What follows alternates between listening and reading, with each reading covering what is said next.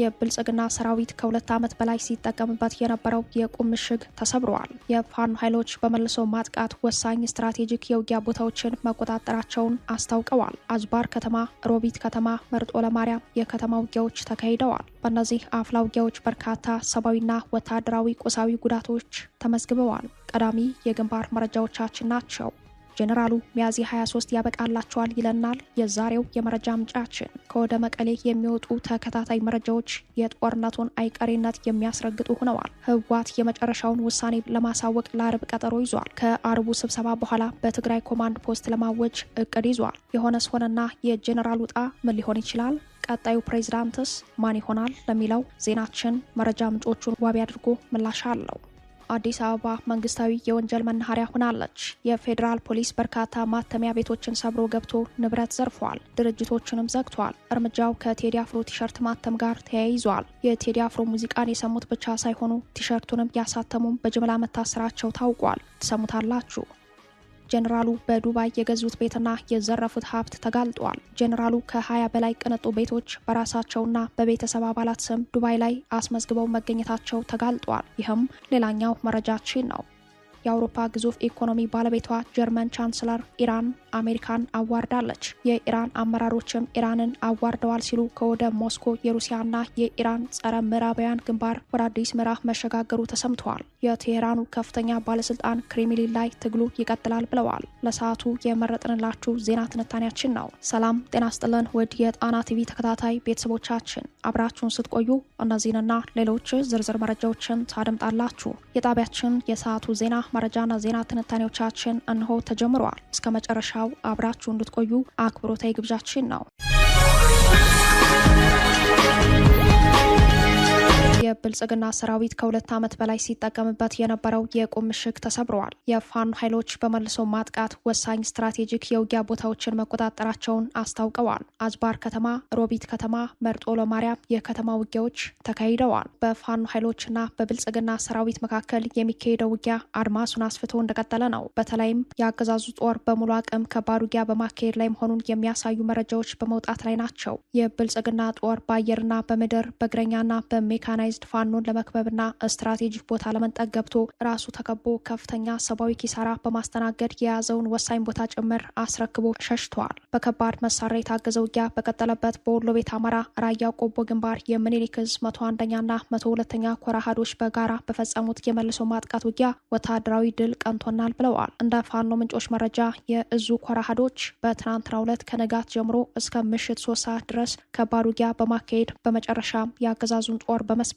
ሮቢት ከተማን ሙሉ በሙሉ መቆጣጠር መቻላቸውን የጣና የግንባር ዘጋቢ አረጋግጠዋል። የብልጽግና ጦር ከቆቦ ዞብል፣ ሮቢት፣ መንደፈራና ቀዩ ጋራ በመነሳት የምኒልክ ዕዝ አሃዶች ስምሪት ላይ ባሉበት አቅጣጫ ማጥቃቱን ከአካባቢው ምንጮች ሰምተናል። የፋኖ ምንጮች በበኩላቸው የ102ኛ ኮር አሃድ የሆኑት 49ኛ ክፍለ ጦር የፋኖ ኃይሎች ባልተጠበቀ ፍጥነት ሮቢት ከተማን በማጥቃት ሙሉ ለሙሉ በመቆጣጠር ታላቅ ድል ማስመዝገባቸውን አረጋግጠዋል። በተመሳሳይ የግንባር መረጃ ምኒልክ ዕዝ 105ኛ ኮር 47ኛ ክፍለ ጦር አማራ ሳይንት አጅባር ከተማን ተቆጣጥረዋል። ሚያዝያ 18 ቀን 2018 ምሽት አማራ ሳይንት ወረዳ አጅባር ከተማ በመግባት በአገዛዙ ጥምር ጦር ላይ ሰብአዊ ኪሳራ ማድረሳቸውን የገለጹት የፋኖ ምንጮች አጅባር ከተማ መግቢያ ያለውን ነሆር ሜዳ ኮንክሪት ምሽግ በመስበር ነው ከተማውን መቆጣጠር መቻላቸውን የገለጹት። በዚህ አውደ ውጊያ ከ28 በላይ የብልጽግና ጥምር ጦር አባላት መሞታቸው፣ ከነዚህ ውስጥ 14 የሚሆኑት የአካባቢው ሚሊሻዎች መሆናቸውን ሰምተናል።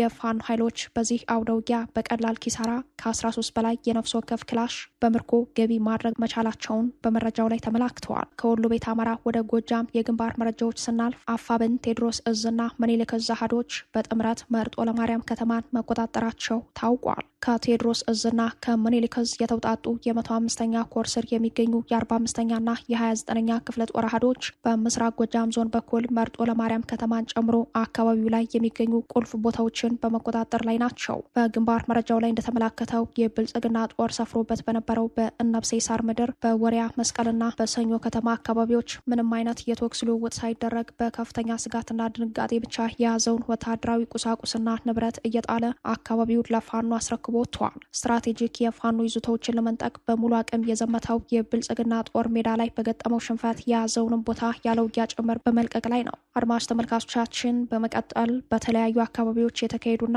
የቀጠሉ አፍላ የውጊያ መረጃዎችን የግንባር ዘጋቢያችን እንደሚከተለው ያደርሰናል። ሰላም ጤና ይስጥልን ውድ አድማጭ ተመልካቾቻችን እንደምን ዋላችሁ።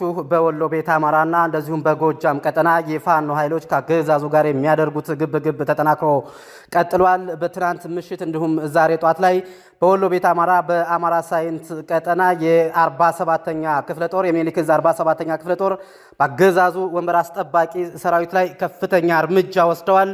በዚህም ከ7 በላይ የአገዛዙ ወንበር አስጠባቂ የሚኒሻና የአድማ ብተና አባላት ሲደመሰሱ በርካቶች ቁስለኛ ሆነው ወደ አጅባር ሆስፒታል መሄዳቸውን ከቦታው የደረሰን መረጃ ያመላክታል። በተመሳሳይ በአምባሰል ተራሮችና እንደዚሁም በውጫሌና ውርጌሳ የአፋብን ሚኒሊክ ዕዝ የልጅ ኢያሱ ኮር የተለያዩ አሃዶች ከፍተኛ ውጊያ እያደረጉ ይገኛሉ። በቀጠናውም የሻምበል መሪዎችን ጨምሮ በርካታ ያገዛዙ ኃይል መደምሰሱን ከቦታው ያደረሱን የፋኖ ምንጮች ያመላክታሉ። ይህ በእንዲህ እንዳለ በጎጃም ቀጠና ትናንት ምሽት እንደዚሁም ዛሬ ጧት ድረስ የወሎ ቤት አማራው ሚኒሊክን ጨምሮ ከባድ ግብግብ በተካሄደበት በቡቢኝ ወረዳና እንደዚሁም በመርጦ ለማርያም ከተማ የፋኖ ኃይሎች ከፍተኛ ድል አስመዝግበዋል። በቀጠናው ያለውን አውደ ውጊያ የአፋብን ቴዎድሮስ ዕዝ 102ኛ ኮር የህዝብ ግንኙነት ሀብታሙ የሱፍ እንደሚከተለው ከቦታው መረጃውን አድርሶናል። ተከታተሉት።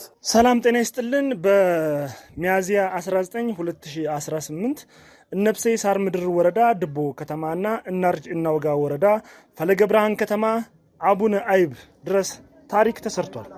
አፋብን ቴዎድሮስ ዕዝ 102ኛ ኮር 74ኛ ክፍለ ጦር ስር የምትገኘው አንደኛ ሬጅመንት እነብሴ ሳር ምድር ወረዳ ድቦ ከተማን በማስለቀቅ ዶማ ከተማ ድረስ በማሯሯጥ በተደረገው አውደ ውጊያ ከ15 በላይ ሚሊሻና አድማ ብተና በመግደል ጠላት ወደ መርጦ ለማርያም ፈርጦ እንዲገባ ሆኗል። እንግዲህ በዛሬው አውደ ውጊያ የተገኙ ምርኮዎች ክላሽ 6 አብራራው 1 የብሬን አፈሙዝ 1 እንዲሁም በዚህ ወረዳ አቡነይባ በሚባል ንዑስ ከተማ 5ኛ ሬጅመንት ለሰዓታት የቆየ ውጊያዎችን በማድረግ ለአመታት ተይዞ የነበረውን የቁም ምሽግ በመስበር ከቤተ ክርስቲያን ወጥቶ እንዲፈረጥ ተደርጓል። በዛሬው አውደ ውጊያ ከሞቱት መካከልም ሚሊሻዎች በስም እንደሚከተሉት ይጠቀሳሉ። ሞኝነት አያሌው፣ ደምሰው እንዲሁም ኢንስፔክተር እሸቴ የተባለ የፖሊስ ኃላፊ፣ ቻሌ ተፈራ የተባለ ፖሊስና እዋወይ ደነቀው ከባድ ቁስለኛ ሚሊሻ ሲሆኑ፣ በሌላ በኩል የክፍለ ጦሩ ጥምር በእናርጅ እናውጋ ወረዳ ፈለገ ብርሃን ከተማ መሽጎ ከነበረው የአብይ መከላከያና ሚሊሻ ላይ ከሌሊቱ 11 ሰዓት ጀምሮ እስከ ጠዋቱ 2 ሰዓት ተኩል ድረስ በነበረው አውደ ውጊያ የአብይን ሰራዊት ከመሸገበት ቦታ በተጠና መንገድ ተኩስ በመክፈት ራሱ ምሽግ ላይ ሙትና ቁስለኛ በማድረግ ቅስሙን መስበር ተችሏል። ሀብታሙ የሱፍ ነኝ። የአማራ ፋኖ ብሔራዊ ንቅናቄ ቴዎድሮስ ዕዝ 201ኛ ኮር ህዝብ ግንኙነት።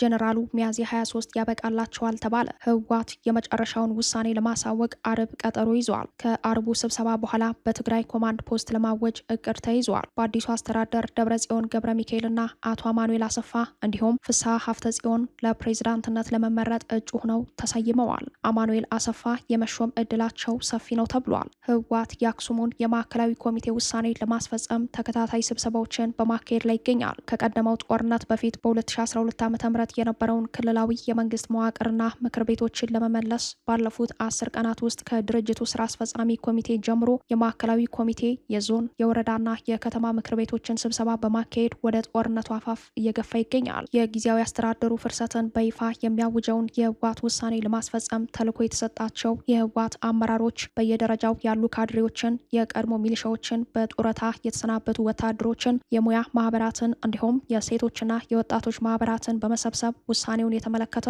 ሰፊ ማብራሪያ መስጠታቸውን ከትግራይ የወጡ መረጃዎች ያመላክታሉ። በመጨረሻም ህወሓት ሚያዝያ 23 ቀን 2018 የክልሉን ምክር ቤት ስብሰባ እንደሚያካሄድና አዲስ ፕሬዝዳንት ለመምረጥ ዝግጅት ማድረጉን ዋዜማ ዘግቧል። ይህ በ4 ኪሎ የተሾሙት ሌተናል ጄኔራል ታደሰ ወረደ የፊታችን አርብ ይፋዊ ስልጣናቸው በህወሓት ይሻራል እንደማለት ነው። አዲሱን ፕሬዝዳንት በእርግጠኝነት መናገር ባይቻልም የህወሓት ሊቀመንበር ደብረጽዮን ገብረ ሚካኤልና የጊዜያዊ አስተዳደሩ ምክትል ፕሬዝዳንት አቶ አማኑኤል አሰፋ ወይም ፍስሐ ሀፍተጽዮን ሊሆኑ እንደሚችሉ ለጉዳዩ የቀረቡ ምንጮች ጠቁመዋል። የመረጃው ምንጮች እንደሚሉት ደብረጽዮን ዳግም ፕሬዝዳንት የመሆን እድል ቢኖራቸውም የህወሓት ተተኪ አመራር የመሆን እድል ያላቸው አማኑኤል አሰፋ እንደሆኑ ጠቁመዋል። እኒህ ፖለቲከኛ ከዚህ ቀደም በህወሓት ስራ አስፈጻሚ በኩል ከታደሰ ወረደ ወንበሩን እንዲረከቡ ታምኖባቸው እንደነበር አይዘነጋም። በእርግጥ የሚሉት የመረጃው ምንጮች ደብረጽዮን አስተዳደሩ ወደ ቅድመ ጦርነት መዋቅር ይመለስ ከተባለ በወቅቱ ምክር ቤቱ እኔን ፕሬዝዳንት አድርጎ የመረጠ በመሆኑ በዛው መቀጠል አለብኝ እንደሚሉ ከወዲሁ ታውቋል ሲሉ ባልተረጋገጠው ወንበር የቀጠለውን ግብግብ አስረድተዋል። አሁን ከወደ መቀሌ የሚወጡ መረጃዎች እንደሚያሳዩት ከሰኞ ጀምሮ ለመጪው አርብ የምክር ቤት ጉባኤና ለምርጫው የሚያስፈልጉ ዝግጅቶች እየተደረገ መሆኑን ነው። ከዚህ ጋር ተያይዞ የህወሓትን ድርጅታዊ አቋም የተመለከተ ሰነድ ተዘጋጅቶ ለበታች መዋቅር በሰፊው ማብራሪያ እየተሰጠ ይገኛል የሚሉት የመረጃው ምንጮች በዚህ መልክ ጊዜያዊ አስተዳደሩ ሙሉ በሙሉ ፈርሶ በቀድሞ አስተዳደር ከተተካ በኋላ ክልሉ በጊዜያዊነት በኮማንድ ፖስት እንዲመራ የማድረግ እቅድ መያዙን ለጣና ቲቪ ጠቁመዋል። የቀድሞ አስተዳደር ሙሉ በሙሉ ወደ ስራ እስከሚገባ ድረስ በጊዜያዊ አስተዳደሩ ፕሬዝዳንት በኩል የሚሰጡ መመሪያዎች ተግባራዊ እንዳይሆኑ ቢወሰንም አገልግሎት ሰጪ ተቋማት ግን መደበኛ ስራቸውን እንዲቀጥሉ መመሪያ ወርዷል። ህወሓት በጦርነት ዝግጅቱ ከአንድ ወር በፊት ጀምሮ በሰሜኑ ጦርነት የተሳተፉና ትጥቅ የፈቱ የቀድሞ ተዋጊዎች ወደ ምድባቸው እንዲመለሱም ጥሪ አቅርበዋል። ጥሪውን ተከትሎ በርካቶች በውድ ሳይሆን በግድ ወደ ቀድሞ ምድባቸው መመለሳቸው ታውቋል። የጊዜያዊ አስተዳደሩ ፕሬዝዳንት ሌተናል ጄኔራል ታደሰ ወረደ የህወሓትን እንቅስቃሴ አደገኛ መዘዝ ያመጣል ሲሉ ቢገልጹትም በሽምግልና ጫና የጌታቸውን ዕጣ ከመከተል ስምምነትን ሊመርጡ ይችላል ነው የሚሉት የመረጃው ምንጮች። ከቀጣይ አርብ በኋላ የመጨረሻ ዕጣ ፈንታቸው ይታወቃል ብለዋል። በመቀሌ እንዲህ ያሉ የፖለቲካ ትኩሳቶች በቀጠሉበት ሁኔታ ህወሓት ታጣቂ ኃይሉን በአፋር በኩል በከፍተኛ ሁኔታ ያስጠጋ ሲሆን በራያ ግንባር ደግሞ ባላማጣ ዙሪያ ወረዳ ከብልጽግና ሰራዊት ጋር ከባድ መሳሪያ የታጀበ ውጊያ በማድረግ ላይ ይገኛል። በተመሳሳይ ሁኔታ በዚሁ የአማራ ክልል አካል በሆነው በዋግምራ ዞን አበርገሌ ወረዳ ሙሉ በሙሉ ተቆጣጥሮ ጻግብጂ ወደ ተሰኘ ስትራቴጂክ የውጊያ መችነት ያለውን ስፍራ ለመቆጣጠር እያማተረ ይገኛል። ጦርነቱም ወደ ሙሉ ግንባር የማደግ እድሉ ሰፊ ነው የሚሉት የመረጃው ምንጮች የቀናት እድሜ ብቻ እንደቀረው በመጠቆም የጦርነቱን አይቀሬነት ይገልጻሉ።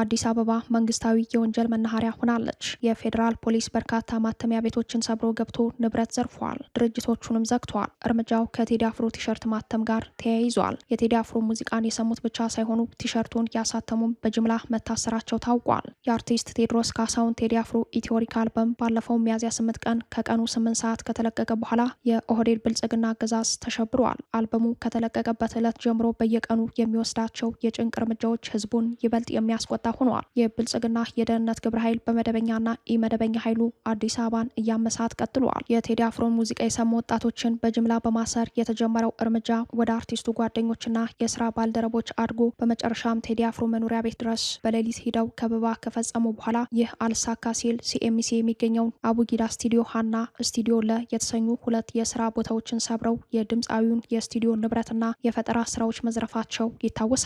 የቴዲ አፍሮን ስቱዲዮ ሰብሮ የዘረፈው የፌዴራል ፖሊስ በጉዳዩ ላይ እጅ የለበትም ሲል ያስተባበለ ቢሆንም ዛሬም በመዲናዋ ከቴዲ አፍሮ ጋር በተያያዘ የግለሰብ ድርጅቶችን ሰብሮ ገብተዋል። አገዛዙ የድምፃዊውን ምስልና ኢትዮሪክ አልበምን ቲሸርት ያትማሉ ያላቸውን ማተሚያ ቤቶች በመስበር መዝረፉ ተሰምተዋል። በአዲስ አበባ የሚገኙ የአልባሳት ማተሚያ ቤቶች የቅዱስ ጊዮርጊስና የቡና እግር ኳስ ጨዋታ ይደረጋል መባሉን ተከትሎ የአርቲስት ቴዎድሮስ ካሳሁን ምስል ከአልበም አርማው ጋር የያዙ ቲሸርቶች በብዛት ታትመው ወጣቶች ለብሰው ወደ ኳስ ሜዳ ይገባሉ በሚል በርካታ ማተሚያ ቤቶች ብርበራ እንደተካሄደባቸው ሰምተናል። የአንድ በህዝብ ዘንድ ተወዳጅ የሆነ አርቲስት ምስል በርካታ ወጣቶች መልበሳቸው ለስልጣኑ ስጋት የሆነበት የብልጽግና የደህንነት ግብረ ኃይል የማተሚያ ድርጅቶችን ያለ ፍርድ ቤት ትዕዛዝ በራሱ ስልጣን እየገባ መበርበሩን፣ ቲሸርት አትመው የተገኙትን ደግሞ አልባሳቱን መዝረፉንና ድርጅቱን መዝጋቱን ምንጮች ለጣና አረጋግጠዋል። ከእግር ኳስ ጨዋታው ቀደም ብሎ ማተሚያ ቤቶች በፌዴራል ፖሊስ ተዘግተዋል የሚሉት የመረጃው ምንጮች ብዙዎቹ ማተሚያ ቤቶች ከመዘጋትም በላይ ተዘርፈዋል ያሉት አክለውም የቴዲ አፍሮ ምስል ያለበትን የለበሱ ወጣቶችን በጅምላ ታስረዋል። ለገሃርና መስቀል አደባባይ እንዲሁም ሜክሲኮ ድረስ ባሉ የተለያዩ ቦታዎች ወጣቶች የቴዲ አፍሮን ምስል የያዘ ቲሸርት ለምን ለበሳችሁ በሚል በጅምላ መታሰራቸውን አዲስ አበባ ለሚገኘው ለጣና ወኪል አረጋግጠዋል።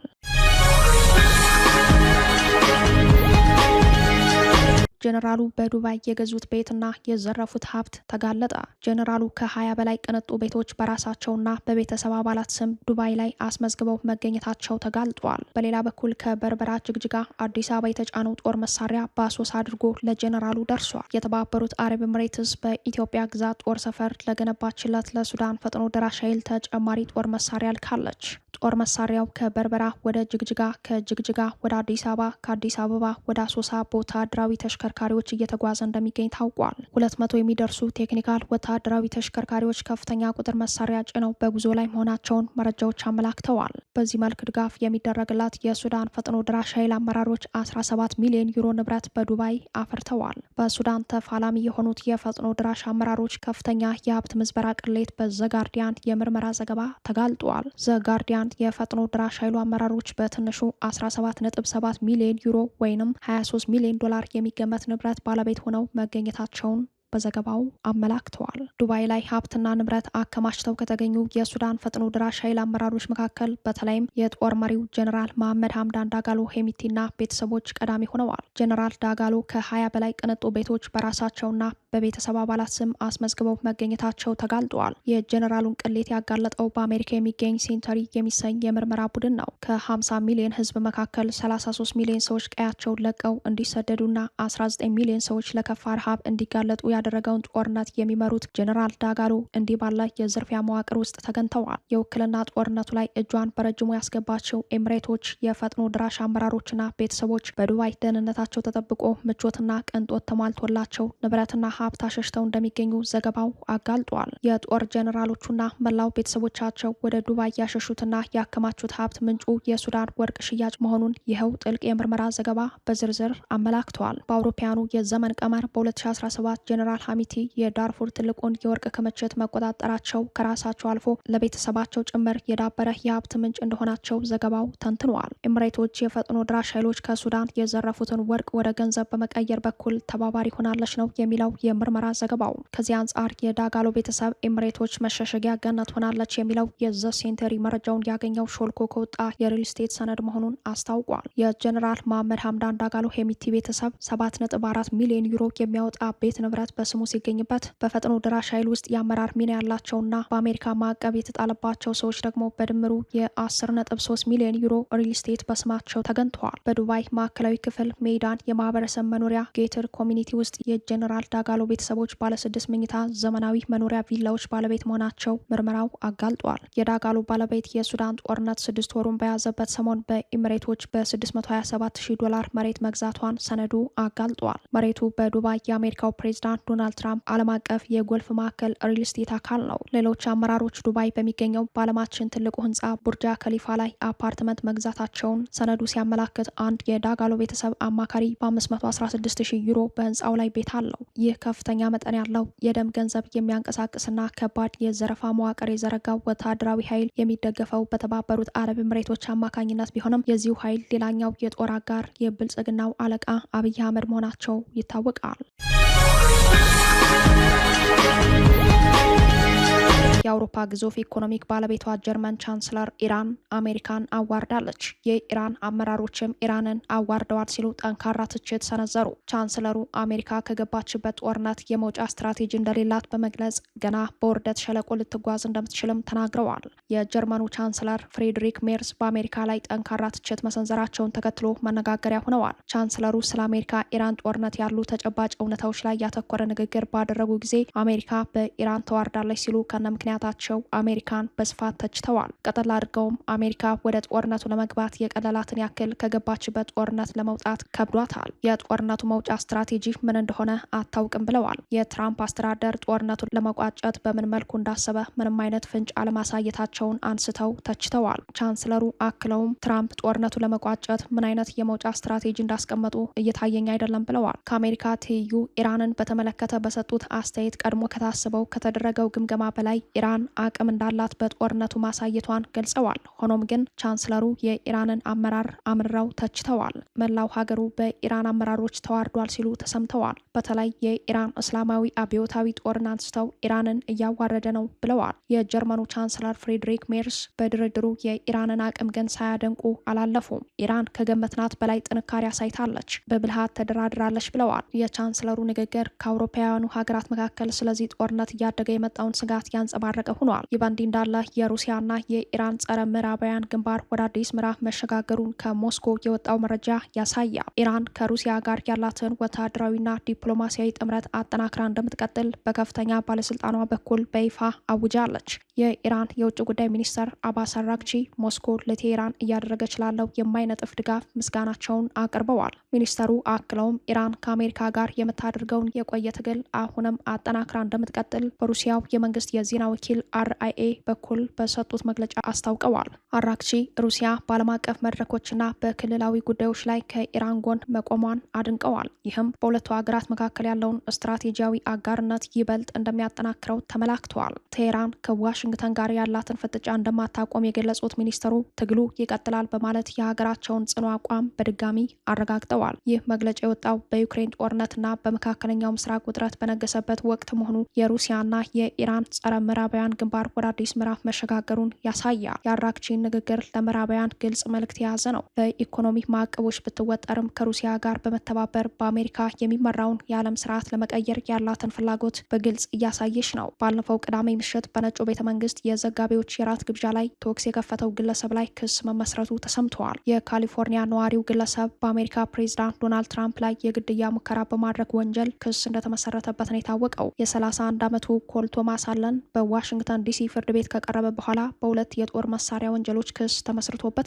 በራት ግብዣው ላይ የጸጥታ ፍተሻን ጥሶ ያለፈው ግለሰቡ ከፊል አውቶማቲክ ሽጉጥ፣ አነስተኛ ጠመንጃና 3 ቢላዋ ይዞ እንደነበር አቃቤ ሕጉ በችሎቱ ክስ አመላክተዋል።